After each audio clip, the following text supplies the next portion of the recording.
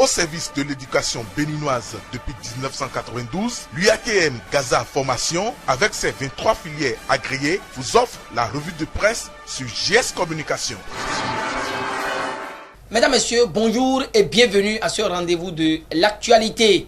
Les journaux parus ce lundi égaye les kiosques avec les informations relatives à la mise en garde du chef de l'État au sujet d'une révision opportuniste de la Constitution béninoise du 11 décembre 1990. Le Soleil Bénin Info livre la quintessence du rapport des experts qui retrace successivement leurs propositions quant à la loi d'amnistie, les élections générales, le nombre des députés qui sera porté à 109, dont 24 femmes, le poste de vice-président de la République en cas de vacances de pouvoir. Pour finir, le journal de Hervé Aladé donne lecture de l'intégralité du rapport des experts avant de céder sa place à Matin Libre qui lui donne en manchette les informations relatives aux performances économiques du Bénin où Komi Kouché émet de sérieuses réserves. Le même journal aborde en manchette le Fishbowl Conversation de l'ambassade des USA et relève que Rekia Madougou inspire les jeunes leaders. Le quotidien ne passe pas sous silence les points qui dénaturent le dialogue de talons concernant les perspectives de résolution de la crise politique, toujours avec Matin Libre, et nous comprenons qu'il y a signature d'accord avec la Chambre de commerce et d'industrie du Bénin, CCIB,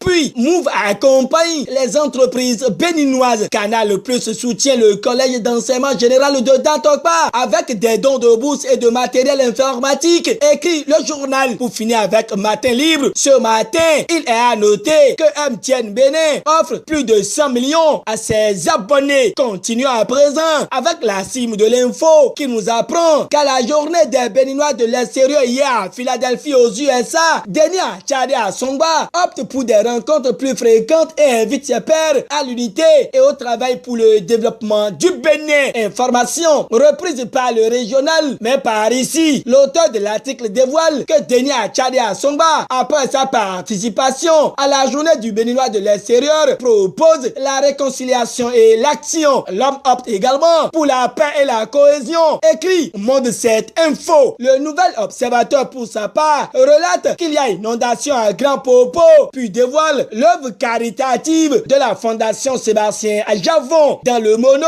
le Béninois libéré parle de l'assistance du gouvernement pour soulager les sinistrés face à la crue du fleuve Mono. À la perception d'impôts au Bénin, ce n'est pas la joie, et le confrère de la matinée affiche en manchette que la persécution des contribuables se poursuit. Fin de cette revue de presse. Merci à vous de nous avoir suivis et à très bientôt.